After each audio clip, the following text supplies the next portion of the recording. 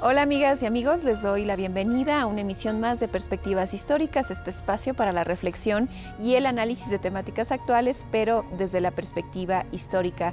El día de hoy saludo, como cada semana, a Felipe Ávila. ¿Cómo te encuentras, Felipe? Muy bien, Magali. Muy contento de estar aquí contigo. Igualmente, y bueno, vamos a tener estas conversaciones uno a uno que hemos tenido ya recientemente, ahora para hablar de las mujeres en la historia, que creo que es un elemento muy importante para entender la coyuntura actual. Cabe recordar que estamos desde el Colegio de la Santa Cruz de Tlatelolco, este espacio en el que siempre nos reciben con las puertas abiertas. Agradecemos a la institución por ello. Y bueno, comencemos con esta conversación, Felipe. A mí es un tema que me interpela muchísimo, es mi línea de investigación como historiadora, la historia de las mujeres con perspectiva feminista, con perspectiva de género, y me gustaría que conversáramos acerca, pues, un poco del desarrollo de este enfoque, ¿no?, de la disciplina histórica, pensando que, pues, no tiene tanto tiempo, pero que se ha expandido de manera impresionante, en parte, por un lado, porque el propio origen de la historia de las mujeres, que en algunos países está muy anclado a la segunda ola del feminismo en los 70s, en Estados Unidos, por ejemplo, surge la famosa Hair Story para cuestionar el his, ¿no?, de la historia, y en México está más vinculado a los 80s por todas estas influencias, ¿no?, que va a tener este enfoque que se está desarrollando en diferentes partes del mundo, pero con ese matiz peculiar, ¿no?, que se le va a dar desde la historiografía mexicana, pensando en una disciplina que primero surge, o en una área de la historia que surge de alguna manera con esta historia social que busca recuperar, ¿no?, la información de estos grupos sociales, ¿no?, historias desde abajo, ¿no?, que nos permiten entender en nuestras sociedades, y que después se va transformando con la incorporación de la perspectiva de género, en donde se reconocen desigualdades, asimetrías, relaciones de poder, en donde, pues, de alguna manera lo que se ubica o los que se identifica es esta constante desigualdad a la cual se han enfrentado las mujeres en la historia. Solo por poner un ejemplo, esta disciplina surge con el estudio de la lucha por el voto por parte de las mujeres, y de ahí, bueno, hay una gran calidad historiográfica por colegas, pues, que han sido, pues, un puntero, ¿no?, en este enfoque. Sí, Magali, me parece que es un tema fundamental. Las mujeres, lo sabemos, son un poquito más de la mitad de la humanidad, y desde hace milenios las mujeres han estado prácticamente borradas de la historia.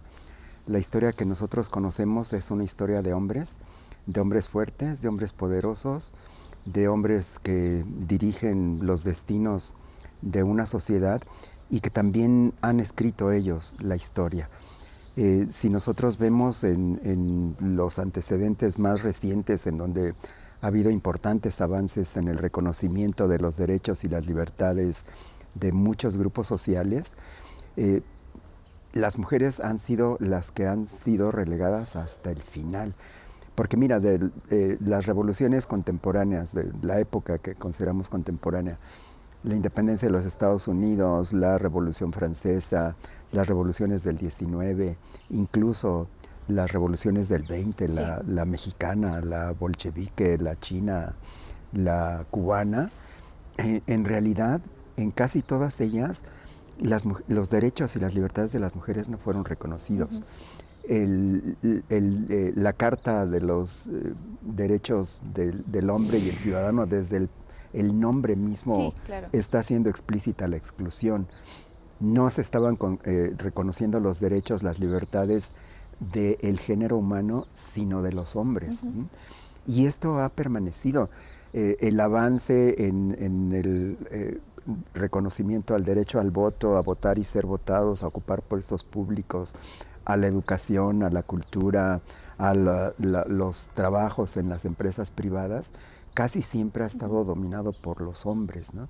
Y es hasta épocas relativamente recientes, hasta mediados del 19, sobre todo la primera mitad del 20, en donde si algo define el avance de la humanidad en hacer justicia a una injusticia universal y de milenios, ha sido, yo creo, el avance de las mujeres. Uh-huh. Y eso lo han hecho ustedes, lo han hecho las propias mujeres, las jóvenes, las mujeres mayores, que se han organizado, que han salido a la calle, que han defendido sus libertades y sus derechos, y que han ido conquistando paulatinamente, pero de manera sostenida e irreversible, todo esto que se les había negado por tanto tiempo. Sí, claro, y creo que es muy importante señalar esto, ¿no? Cómo ya en un programa anterior que tuvimos una conversación también uno a uno, hablábamos de cómo la historia está empapada, impregnada del contexto de enunciación de quien escribe esa historia, ¿no? Y creo que para entender la historia de las mujeres hay que ligarlo con el movimiento feminista. Claro. O sea, no hay una forma de disociarlos, estas dos aproximaciones. Una que es una aproximación disciplinar, ¿no? Histórica, y la otra que tiene que ver con que es un movimiento no solo social y político, sino también una propuesta teórica. Y eso nos ha permitido, por un lado, ir al pasado, leer entre líneas, ¿no? A contrapelo, para encontrar y recuperar las experiencias de las mujeres, tanto en lo individual como en lo colectivo, y reconocer que siempre hemos estado ahí, ¿no? Es decir, pienso mucho, ahorita que hablabas del siglo XIX, en la propia historia de Leona Vicario, una de las mujeres de nuestra historia más conocida, porque implica que estuvo presente en la construcción del Estado-Nación, ¿no? O el Estado Nacional Mexicano, y cómo tuvo que también en su época luchar contra ese borramiento que se le quería hacer de su propia participación, contra, bueno, una de las figuras más preponderantes de la historia nacional como un Lucas Alamán, ¿no? O sea, claro, su lugar en la lucha de la independencia, un poco el cuestionamiento que le hacía esta figura conservadora de su época, diciendo, no, es que ella fue a la insurgencia por amor, ¿no? A Quintana Roo, y ella dice, no, pues discúlpame, las mujeres también tenemos un posicionamiento político y no solo por amor, vamos a la lucha, a la revolución. Y creo que ese es como el gran logro de la historia de las mujeres, con gran disciplina, con gran ética, con todo un método que se desarrolla, pero que nos ha permitido reconocer, por un lado, la presencia de las mujeres en los principales movimientos, procesos, gestas históricas, y por otro lado, problematizar su presencia. Es decir, muy probablemente lo que ocurre, o que lo que regularmente ocurre, es que en su tiempo a lo mejor fueron muy visibles. El problema es que se les borra del relato histórico, y ese es lo que combate, por así decirlo, la historia de las mujeres, ¿no? Y eso también nos permite, por un lado, reconocer que también el movimiento feminista necesitaba de su propia historia, y es la función que han cumplido las historiadoras en este país. Claro, y tienes toda la razón en esto que señalas, Magali, porque ninguna cosa hubiera sido posible sin la participación de las mujeres. Todos los cambios en todas las sociedades, en todas las épocas, ha sido obra de lo que han hecho hombres y mujeres por igual. Sí. Claro que no ha sido una participación simétrica, siempre ha sido muy desbalanceada, claro, porque los hombres han sido los que han tenido el poder, son los que han conducido a los ejércitos, los que han tenido los gobiernos, las representaciones diplomáticas, las representaciones internacionales, las representaciones en el trabajo, en la cultura, en la educación. Las mujeres siempre han estado subordinadas desde hace milenios en todas las sociedades que conocemos. Entonces, la participación de las mujeres, si bien importante, siempre ha sido en un papel de subordinación porque los hombres han sido los que han seguido ejerciendo el poder incluso en esas transformaciones. Y es eso también lo que ha hecho que se les invisibilice, que se les borre. Porque mira, por ejemplo, en la independencia o en la reforma o en la revolución, no hubieran sido posibles sin ustedes. Los hombres que combatieron en los campos de batalla, en la independencia o en la revolución, no hubieran podido ganar si no hubieran estado sus compañeras al lado de ellos. Claro. No solamente como compañeras sentimentales, sino como mujeres que estaban haciendo labores importantísimas y que sin embargo siempre han sido minusvaluadas, porque todo lo que tiene que ver con los cuidados, con la alimentación, con la atención médica, con el cuidado de los niños, pero también incluso con muchas que han sido guerreras, eso aparece como si no fuera importante. Y es fundamental, porque si no, ¿cómo podrían haber comido? ¿Cómo habrían podido sanarse? ¿Cómo habrían podido tener un consuelo? ¿Cómo habrían podido tener a alguien que los hacía fuertes, ¿no? Eran los dos los que estaban haciendo lo mismo y eso no se les ha reconocido. Así es, y lo hemos resignificado a través de conceptualizaciones como el sostenimiento de la vida, ¿no? Del feminismo de la diferencia. Pero bueno, vamos a hacer una pequeñita pausa, Felipe, y bueno, regresamos a Perspectivas Históricas.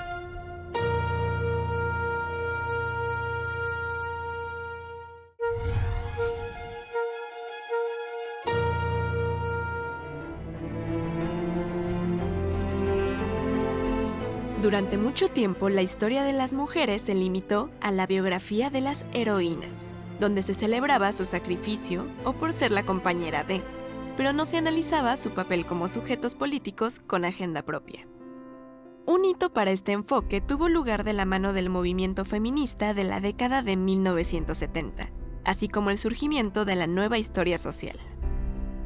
Las historiadoras feministas comenzaron a preguntarse, ¿dónde estaban las mujeres mientras se construía la nación? Así se pasó de buscar mujeres célebres a investigar la vida cotidiana, el trabajo en las fábricas, la educación femenina y la participación de las mujeres en los diferentes procesos históricos de transformación.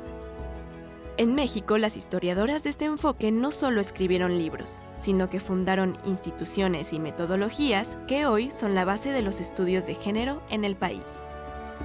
Entre las historiadoras pioneras podemos destacar a Enriqueta Tuñón, Carmen Ramos Escandón, Julia Tuñón, Josefina Muriel, Concepción Lumbreras, Ana Lau Jaivén, entre otras. Además, a partir de los años 90, el enfoque evolucionó. Ya no solo se trataba de rescatar nombres de mujeres, sino de utilizar el género como una categoría de análisis. Con esta novedosa aproximación, se comenzó a estudiar las relaciones de poder y cómo impactaba en todas las dinámicas de la vida social, política, económica y cultural de México. Así, se iniciaron investigaciones de temas antes tabúes o ignorados como la historia del cuerpo y la sexualidad, la prostitución como fenómeno social y económico, el feminismo organizado y las disidencias sexuales. La incorporación de la historia de las mujeres no solo añadió nombres femeninos a los libros, sino que sacudió los cimientos de la disciplina histórica, obligándola a renovar sus métodos, sus fuentes y sus preguntas.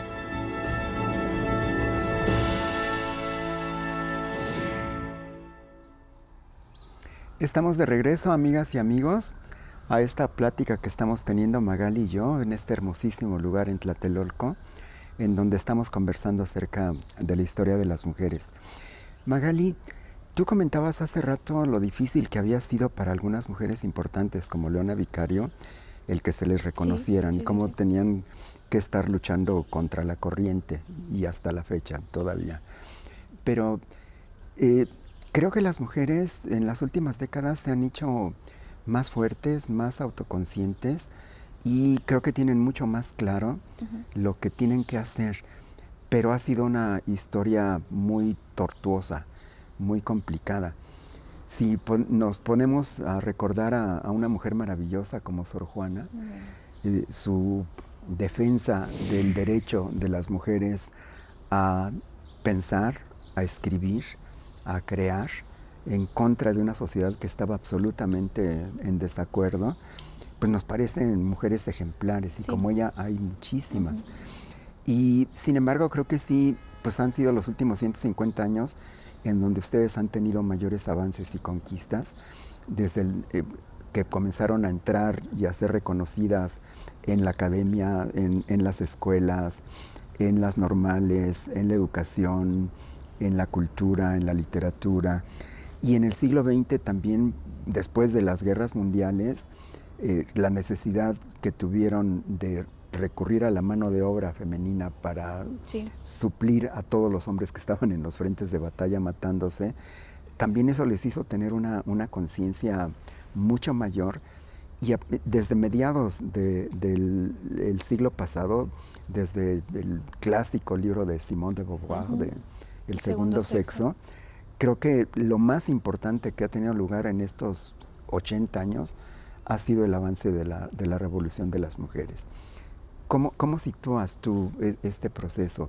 Y desde el punto de vista de la historia de las mujeres, ¿qué relación tiene?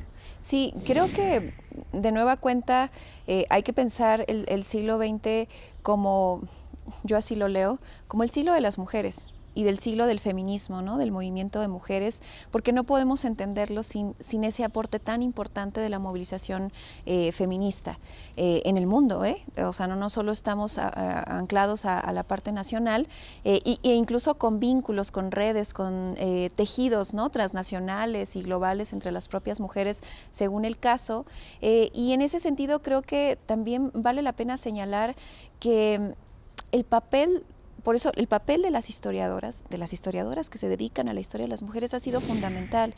Creo que no solo estamos en un momento que no solo estamos reconociendo el lugar y la agencia de las mujeres en el pasado, sino el papel que han tenido las propias historiadoras para reconstruir esta historia de las mujeres. Es decir, sin ese conocimiento que han generado las historiadoras desde los 80, si queremos irnos un poquito más atrás a los antecedentes, incluso a Laureana Wright, cuando recupera a Sor Juana y a otras grandes mujeres de la historia, no tendríamos este andamiaje de conocimiento y las nuevas generaciones que se han educados socialmente en el feminismo no tendrían estos referentes que ahora tienen, pensando en una Sor Juana, pero podríamos hablar de una Hermila Galindo, de una Elvia Carrillo Puerto, una Rosario Castellanos, y bueno, la lista pareciera infinita y todavía falta por reconstruir, ¿no? De estas trayectorias, de este papel de las mujeres también vinculadas a el activismo en colectivo. Y en ese sentido también vale la pena hacer una reflexión respecto al lugar que estamos, o sea, al contexto más bien que estamos viviendo el día de hoy. Es decir, México tiene a su primera presidenta, en parte también esto ha impactado en la paridad en diferentes ámbitos de la vida política y de la función pública, es decir, tenemos más presidentas municipales, tenemos gobernadoras, tenemos gabinetes paritarios, en fin, y eso es producto del empuje también de las mujeres y de los feminismos, ¿no? En sus diferentes vertientes de lucha, ¿no? Podríamos hablar hasta de un feminismo institucional que ha impactado, claro, ¿no? Y que nos permite entender por qué el día de hoy tenemos a una presidenta que tiene una narrativa, un discurso y hasta símbolos muy potentes que dialogan con el feminismo. Es decir, tenemos una imagen de una mujer indígena, por ejemplo, todos los días en la mañanera, tenemos una sección de mujeres en la historia impulsado también por una funcionaria, pero que antes era una académica que se asume como feminista. O sea, lo que quiero decir es que al final de cuentas, en esta narrativa del llegamos todas, hay que entender el simbolismo, ¿no? Hay una serie de críticas que pueden ser entendidas desde algunos ámbitos del feminismo, pero como historiadora yo sí reconozco ese simbolismo del llegamos todas, es decir, ese hilo con esa historia de lucha de las mujeres. O sea, hay que pensar que a mediados del siglo XX las mujeres todavía no podíamos votar ni ser votadas. Y si nos vamos un poco más atrás, hacia finales del siglo XIX, las mujeres apenas estaban ingresando a las universidades, con una Matilde Montoya y otras, las pioneras, ¿no? De la abogacía, de la medicina, de todas las profesiones, ¿no? Y eso nos permite reconocer este simbolismo del llegamos todas. Es decir, claro, hay una mujer en el poder y creo que eso representa mucho en esta historia de las mujeres de la que estamos hablando. No, y sin duda desde el punto de vista de los hombres también también está más que presente y más claro que nunca el que cuando la presidenta se refiere a eso y cuando dice que es tiempo de mujeres, nosotros también lo percibimos y qué bueno que esté ocurriendo eso. Porque sí hay un cambio de narrativa, hay un cambio de perspectiva, hay un cambio de discurso. En el ejercicio del poder. Hay un cambio en el ejercicio del poder. No tienes que estar gritando en un meeting como si estuvieras en una universidad anunciando una huelga para que reconozcan que tienes autoridad moral para decir lo que estás diciendo. Hay una forma distinta de comunicar, hay una forma distinta de convencer, porque las mujeres tienen una sensibilidad diferente y eso hay que entenderlo. Y a mí me parece que lo que estamos viendo es una revolución silenciosa que está trastocando los cimientos sobre los que se ha construido la sociedad desde hace milenios. Y qué bueno que está ocurriendo esto y qué bueno que se está haciendo de manera civilizada, de manera silenciosa, de manera pacífica, pero también de manera irreversible. Pero también reconociendo que las mujeres mexicanas somos diversas y que somos plurales y que por otro lado, yo así lo veo, esa es mi lectura, me asumo como una historiadora feminista de izquierda y en ese sentido la lectura que yo hago es, al final México es un faro frente a lo que está ocurriendo en otros países de América Latina, pensemos en Argentina, pensemos ahora en Chile, en donde el conservadurismo es muy dañino para las mujeres, porque el conservadurismo busca erradicar todos los logros que han conseguido las mujeres en materia de género, en materia de sistemas de cuidados. En fin, podríamos hacer una lista de lo que implica el conservadurismo como reacción al feminismo y también a la lucha de otras diversidades y de la pluralidad que existe en todas las naciones latinoamericanas por ese origen pues indígena, ¿no? Y bueno, pensar que las historiadoras, los historiadores, porque también hay compañeros que se dedican a este enfoque, estamos leyendo este momento y estamos aprovechando estos espacios que se están abriendo pues para seguir difundiendo, divulgando nuestras investigaciones respecto a la historia de las mujeres de México. Y cabe señalar que con el INERM, con la doctora Ana Lau y su servidora, coordinamos podríamos decir que es la primera historia general de las mujeres en México en 3 grandes tomos desde el mundo prehispánico hasta la actualidad o la historia más reciente. Decirles que pueden acudir a la librería en línea del INERM porque es de acceso abierto estos 3 tomos, pues para conocer más de estas historias de mujeres. Y reconocer también los espacios institucionales que se han abierto, este es uno de ellos. Aquí hemos tenido muchísimos temas y muchísimas invitadas mujeres. Así es. Y tanto en el Mexiquense, donde tú estás, como en el INERM, también esta visibilización de las mujeres ha sido una línea fundamental de trabajo. En la página del instituto hay muchísimo material. Hemos hecho coloquios especiales de jóvenes historiadoras hablando desde su perspectiva sobre la historia, no solamente en general, sino la historia de las mujeres en particular. Y yo creo que es una disciplina pujante que de verdad está cada vez llegando a más ámbitos y es una cosa que hay que aplaudir y que hay que apoyar. Pues ahí está, la invitación es leer más historia de las mujeres, biografías, historias sociales de las mujeres y pues les agradecemos muchísimo su compañía. Gracias Felipe por una emisión más de Perspectivas Históricas y bueno, no nos queda más que invitarles a que nos acompañen la próxima semana a su espacio Perspectivas Históricas. Hasta pronto.